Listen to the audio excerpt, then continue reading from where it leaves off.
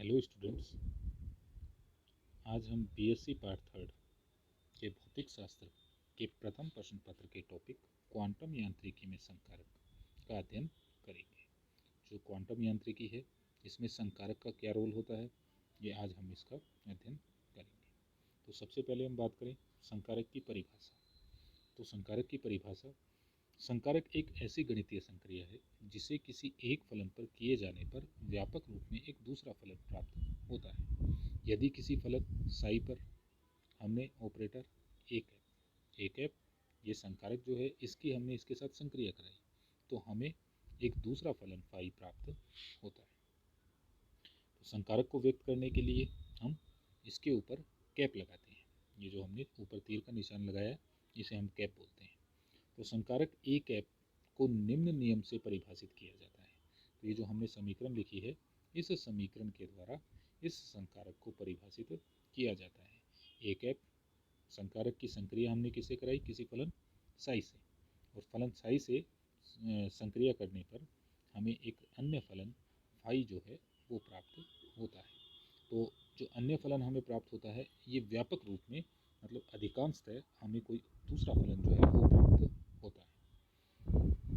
जहाँ फलन साई पर संकारक ए कैप की संक्रिया से फलन फाई प्राप्त होता है।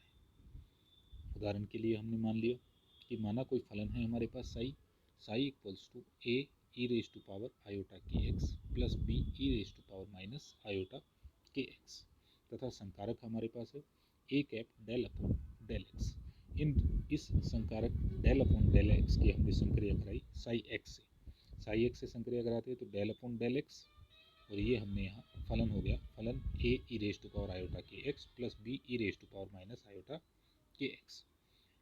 तो हमने कहा एक बार विद रिस्पेक्ट टू एक्स इसका हमने अवकलन किया, इसका अवकलन करते हैं e raise to power iota के एक्स का e raise to power iota के एक्स।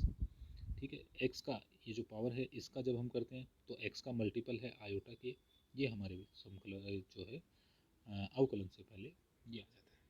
तो यहाँ पर हो गया iota k A E raise to power iota के एक्स माइनस ये जो माइनस आया तो माइनस आयोटा के ए उतरेगा तो minus iota k A B E raise to power minus iota के एक्स। तो यहाँ हमने आयोटा के ए के स्थान पर ए डैश ले लिया, आयोटा के बी के स्थान पर हमने बी डैश ले लिया और इसको एक नया फलन नाम दे दिया फाई एक्स। क्वांटम यांत्रिकी में कुछ संकारक, क्वांटम यांत्रिकी में जो अधिकांशतः संकारक हम काम में लेते हैं उसको हमने यहाँ सारणी में प्रदर्शित किया है। तो हमने कहा यहाँ हमने दिखाई ये भौतिक राशि, ये संकारक, ये भौतिक राशि, ये संकारक। तो हमने कहा यदि हम स्थिति निर्देशांक की बात करें तो क्वांटम यांत्रिकी में इसका संकारक जो है वो एक्स के द्वारा डिनोट किया जाता है, स्थिति सदिश आर का आर के द्वारा। संवेग घटक पी एक्स मतलब संवेग का एक्स घटक पी एक्स है minus iota H cross del upon del x. संवेग पी को हम डिनोट करते हैं, जो संवेग पी है इसका संकारक minus iota H cross del से व्यक्त करते हैं। गतिज ऊर्जा P square upon two M, गतिज ऊर्जा है P square upon two M. तो हमने कहा पी का संकारक हमारे पास ये है, इसका स्क्वायर यदि हम करते हैं तो माइनस का माइनस माइनस प्लस और आयोटा स्क्वायर से फिर हमारे पास माइनस आ जाएगा h cross square del square, और ये जो टू एम है ये यहाँ नीचे आ गया। स्थितिज ऊर्जा वी आर टी कुल ऊर्जा P square upon two m plus V r t. तो इसे हम कुल ऊर्जा को इस हैमिल्टोनियन संकारक से रिप्रेजेंट करते हैं एच कैप। तो पी स्क्वायर का हम ऊपर निकाल चुके हैं, ये पी स्क्वायर की वैल्यू हमने ये यहाँ निकाली थी ऊपर। तो ये हो गया p square upon two m का हो गया minus h cross square upon two m del square plus V r t. ये हमारा जो कुल ऊर्जा है, कुल ऊर्जा के लिए हम ये एच कैप हैमिल्टोनियन संकारक की के रूप में इसे व्यक्त करते हैं। अब यदि बात करें हम कुल ऊर्जा की, कुल ऊर्जा equals to minus iota H cross del upon del t. जो कुल ऊर्जा का है संकारक जो है वही minus iota H cross del upon del t से व्यक्त करते हैं। कोणीय संवेग का एक्स घटक L x equals to y p z minus z p y. तो इसको व्यक्त करने के लिए पी एक्स है हमारे पास, यहाँ पर एक्स घटक है, अगर इसका वाई घटक लेते तो इस एक्स के स्थान पर वाई, और यहाँ भी हमारे पास एक्स के स्थान पर हम वाई रख लेते हैं। तो पी जेड इक्वल्स टू हो गया minus iota H cross del upon del Z, और P Y equals to minus iota H cross del upon del Y, ये जो हमने यहाँ दिखाया है माइनस आयोटा एच क्रॉस दोनों टर्म में आएगा, ये कॉमन आ गया। तो L X cap equals to minus iota H cross Y del upon del Z, Z minus del upon del Y. यदि कोणीय संवेग की हम बात करें तो कोणीय संवेग L equals to r cross p, हम जानते हैं कोणीय संवेग L equals to r cross p. P की वैल्यू, ये जो पी है इसकी वैल्यू हम यहाँ से रख लेते हैं, पी है minus iota H cross del, ये वैल्यू रखी, तो L cap equals to minus iota H cross R गुणा डेल कैप, सॉरी डेल हम जानते हैं, del equals to I cap del upon del X plus J cap del upon del Y plus K cap del upon del Z. R सदिश जो है I cap X plus J cap Y plus K cap Z. P सदिश जो है वो आई cap P x plus J cap P Y plus K cap P Z है। ये जो सारणी में हमने जितने भी संकारक रिप्रेजेंट किए हैं, ये सभी संकारक जो हैं ये लीनियर ऑपरेटर होते हैं, रैखिक संकारक होते हैं।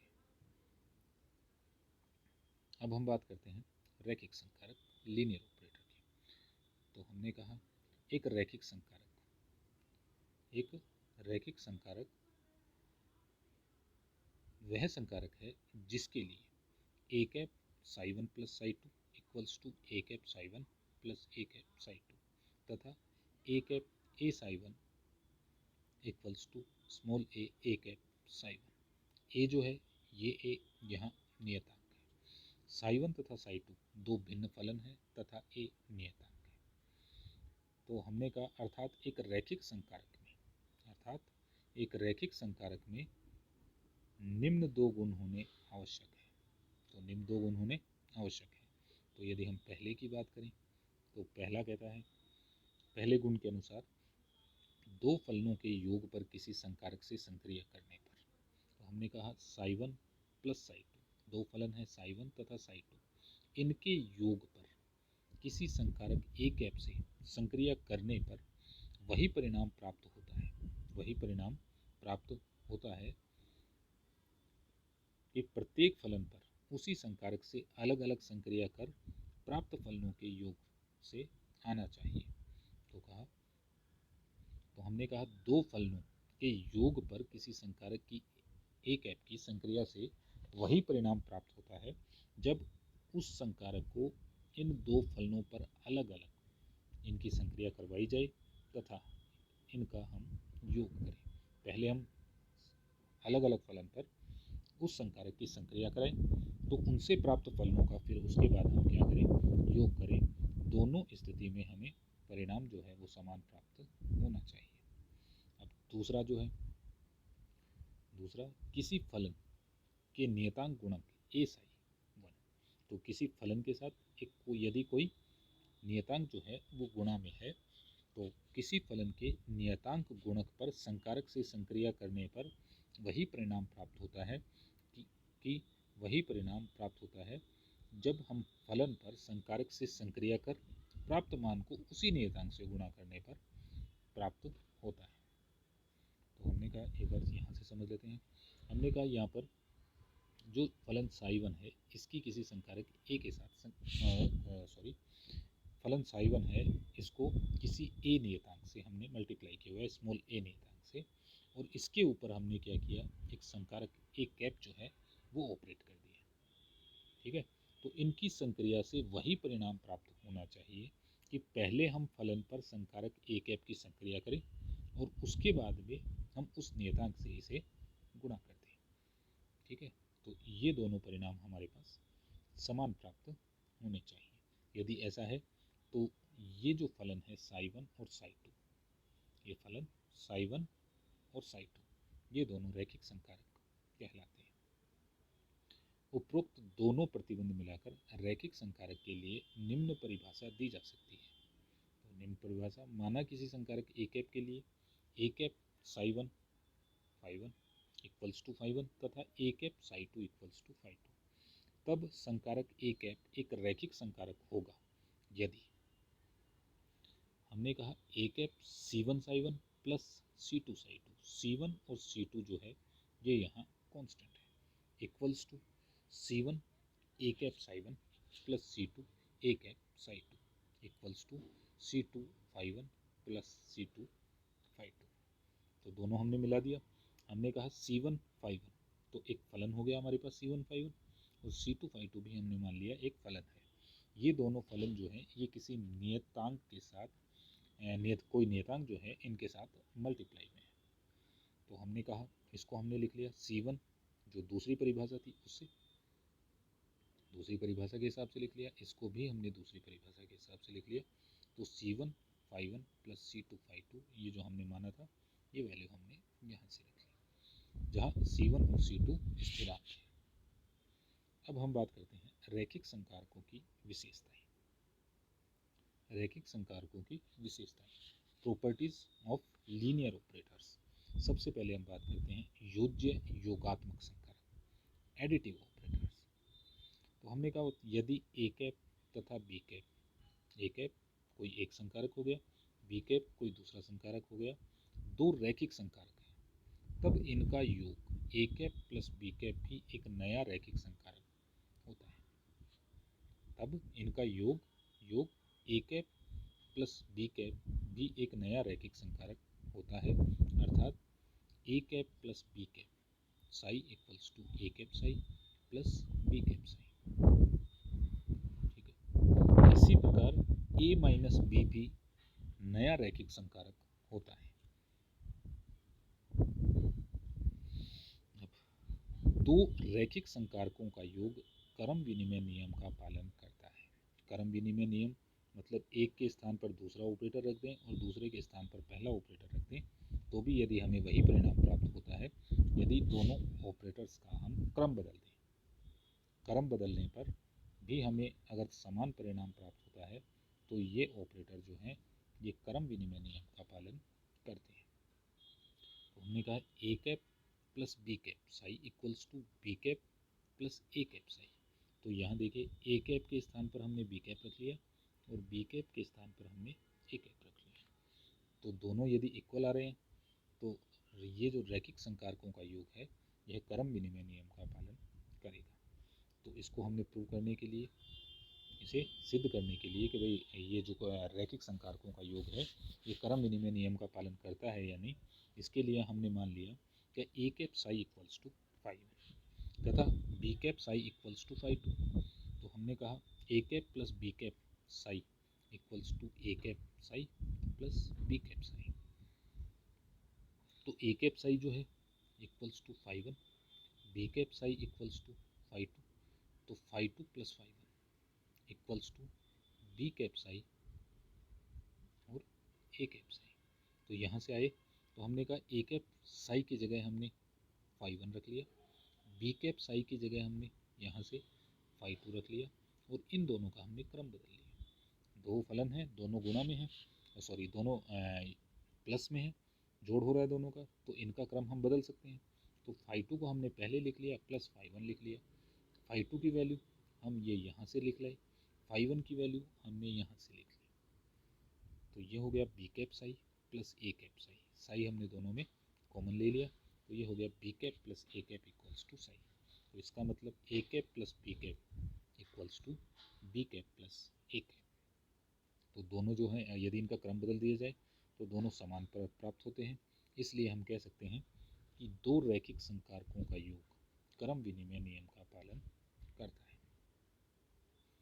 अब इसका जो तीसरा गुणधर्म है, रैखिक संकारकों का योग साहचर्य नियम का पालन करता है। तो साहचर्य नियम क्या है? हमने कहा यदि हमारे पास तीन ऑपरेटर हैं A cap plus B cap और सी कैप, तीन ऑपरेटर हो गए ए कैप बी कैप और सी कैप, ये पहला ऑपरेटर, ये दूसरा और ये तीसरा। तो साहचर्य नियम ये कहता है कि यदि हम पहले दो ऑपरेटर का योग कर ले, योग करने के बाद जो परिणाम प्राप्त होता है उसमें तीसरे ऑपरेटर का हम योग कर दें, योग करने का मतलब पहले इनका योग जो है, ठीक है, और ये एक सीख है, तो हमें वही परिणाम प्राप्त होता है कि हम पहले दूसरे और तीसरे का योग करें और उसमें पहले का योग हम ऐड कर दें। यदि ये परिणाम प्राप्त होता है तो यह योग जो है ये साहचर्य नियम एसोसिएटिव लॉ का पालन करता है। क्रम विनिमय होता है कम्यूटेटिव लॉ और साहचर्य नियम होता है एसोसिएटिव लॉ। अब हम बात करते हैं गुणात्मक संकारक की, मल्टीप्लिकेटिव ऑपरेटर्स। जब किसी फलन पर दो या दो से अधिक संकारकों की निरंतर संक्रिया की जाए तब इसे गुणात्मक संकारक कहते हैं। यदि हम किसी फलन पर दो या दो से अधिक संकारकों की निरंतर संक्रिया करें तो तब इससे प्राप्त संकारक गुणात्मक संकारक कहलाता है। जैसे हमने मान लिया, उदाहरणार्थ माना ए कैप तथा बी कैप तो रैखिक संकारक है, तब इनसे प्राप्त गुणात्मक संकारक निम्न होगा, C equals to A cap B cap. तो यदि कोई फलन हम साई लें, पहले हमने बी ऑपरेट कराया, प्राप्त फलन जैसे मान लो हम कह रहे हैं कि हमारे पास एक ऑपरेटर ये बी साई हो गया फाई के बराबर, तो यहाँ पर हमें हमारा फाई हो गया, इसके ऊपर ऑपरेटर ए ऑपरेट करा दिया, तो जो हमें परिणाम प्राप्त होगा वो कोई तीसरा फलन प्राप्त होगा। तो हमने कहा कि C cap equals to A cap B cap तथा D cap equals to B cap A cap. यहाँ पर हमने क्या किया, फलन पर पहले बी ऑपरेट कराया, फिर उसके बाद ए ऑपरेट कराया। यहाँ पर हमने पहले ए ऑपरेट कराया, उसके बाद में बी ऑपरेट किया। तो गुणात्मक संकारक में लिखे गए संकारकों का प्रयोग दाएं से बाएं क्रम में होता है, मतलब इस तरफ से पहले ये ऑपरेट होगा और उसके बाद में ये ऑपरेट होगा, इसमें पहले बी उसके बाद में ए। तो संकारकों का प्रयोग दाएं से बाएं क्रम में, दाएं से बाएं क्रम में इस प्रकार होता है। अर्थात C cap psi equals to A cap B cap psi, तो पहले बी कैप साई पर ऑपरेट होगा, हमने मान लिया कि इसके ऑपरेशन से एक नया फलन आ गया फाई। अब ए कैप जो है ये इस फलन फाई पर ऑपरेट किया, फलन आ गया कोई नया साई, सॉरी एफ, ये कोई अन्य फलन है। संकारक डी कैप एक भिन्न संकारक होगा। डी कैप क्या था, डी कैप देखो हमने लिखा था ये कोई भिन्न संकारक होगा, तो हमने कहा D cap psi equals to B cap A cap psi, तो ये इसके ऊपर ऑपरेट करा लिया हमने ए कैप साई। अब ए कैप साई जो है यह जरूरी नहीं है कि ये फाई के बराबर हो, सामान्यतः ए साई कोई भी फलन हो सकता है, ये कोई भी फलन हो सकता है। तो अब ये फाई नहीं है, अगर इसके ऊपर बी ऑपरेट हो रहा है, या साई नहीं है, ये अगर साई होता जब तो ये फाई मिल जाता हमको यहाँ से, परंतु ये ना तो साई बन रहा है ना फाई है, तो ये कोई और फलन हो सकता है। तो इसलिए हम कह सकते हैं कि B cap A cap psi is not equal to A cap B cap psi. अब साई से साई हमने हटा लिया, अतः गुणात्मक संकारक व्यापक रूप में क्रम विनिमय नियम का पालन नहीं करता है। व्यापक रूप में मतलब, व्यापक रूप का मतलब हो गया अधिकांशतः, मोस्ट केसेस के अंदर गुणात्मक संकारक क्रम विनिमय नियम का पालन नहीं करता है। अब यदि हम बात करें इकाई संकारक यूनिट ऑपरेटर की, तो यूनिट ऑपरेटर एक इकाई संकारक आई कैप वह संकारक है जिसकी संक्रिया के पश्चात, एक इकाई संकारक आई कैप वह संकारक है जिसकी संक्रिया के पश्चात फलन के मान में कोई परिवर्तन नहीं होता है, अर्थात फलन केवल इकाई से गुणा हो जाता है। ठीक है, तो हमने कहा आई कैप हमने साई पे ऑपरेट किया, और साई पे ऑपरेट किया तो हमें वापस क्या मिल गया, साई मिल गया। जैसे हम कहते हैं ऑपरेटर है हमारा डेल अपॉन डेल एक्स, इसको हमने ऑपरेट कराया ई रेज टू पावर एक्स पर, हमें क्या मिलेगा ई रेज टू पावर एक्स। तो इस फलन साई एक्स के लिए डेल अपॉन डेल एक्स जो हो गया ये हमारा क्या हो गया, ये इकाई संकारक हो गया। ठीक है, तो यहाँ पर इसके मान में कोई परिवर्तन नहीं हुआ, फलन के मान में कोई परिवर्तन नहीं होता है। ठीक है, तो यह फलन हमारा क्या कहलाता है, इकाई संकारक कहलाता है। तो इसका मतलब ये हुआ कि इकाई संकारक जो है यह निर्भर करता है कि फलन कौन सा है। जैसे हम बात करें कि डेल अपॉन डेल एक्स, इसके लिए तो इकाई संकारक हो गया, परंतु एक्स की यदि बात करूं तो हमें एक मिलता है, तो एक्स के लिए तो इकाई संकारक नहीं है, परंतु ई एक्स के लिए ये डेल अपॉन डेल एक्स जो है यह इकाई संकारक होता है।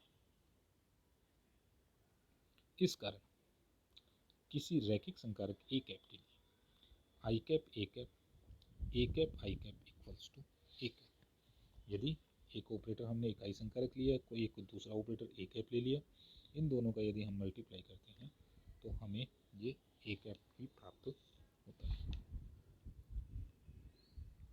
अब हम बात करें शून्य ऑपरेटर की। शून्य ऑपरेटर को बोलते हैं नल और जीरो ऑपरेटर। शून्य संकारक ओके एक ऐसा संकारक है जिसके द्वारा किसी भी फलन पर संक्रिया करने पर परिणाम शून्य प्राप्त होता है, अर्थात ओ कैप साई इक्वल्स टू शून्य। फलन साई पर ऑपरेटर ओ कैप हमने ऑपरेट कर किया तो फलन जो रिजल्ट हमें मिलेगा वो कितना मिलेगा, वो जीरो मिलेगा। इस कारण किसी भी रैखिक संकारक के लिए O cap A cap O cap equals to O cap. तो हमने कहा अगर यहाँ से हम चले तो हमने कहा O cap A cap psi, तो हमने मान लिया A cap psi equals to phi, तो हमारे पास आ गया O cap phi equals to zero. ठीक है, उल्टा चले तो हम कहें ओ कैप साई, यदि ये जो दूसरा है इसको लें तो हम कह रहे हैं A cap O cap psi, यदि इसकी वैल्यू निकालें तो ये हो गया A cap zero equals to zero. तो दोनों कंडीशन में हमें जीरो प्राप्त होता है, इसलिए हमने इसको लिख लिया ओ कैप। तो O cap A cap equals to A cap O cap equals to O cap. अब हम बात कर रहे थे कि शून्य संकारक ओ कैप एक ऐसा संकारक है जिसके द्वारा किसी फलन पर संक्रिया करने पर परिणाम शून्य प्राप्त होता है। तो हमने कंसीडर कर लिया कि डेल अपॉन डेल एक्स है, फलन हमने मान लिया वाई है हमारा, इसके ऊपर ऑपरेट करें और y जो है ये x पर निर्भर नहीं कर रहा, तो इसका मतलब इसका जो है अवकलन जीरो प्राप्त होगा। और यही है, यदि ई एक्स पर ऑपरेट करें तो परिणाम हमें ई एक्स मिलता है। तो इसका मतलब ये जो संकारक है ये फलन के ऊपर भी निर्भर करता है कि फलन हम कौन सा काम में ले रहे हैं, जिसके तो फलन के ऊपर डिपेंड करके उस पर्टिकुलर फलन के लिए यह शून्य संकारक की तरह काम करता है।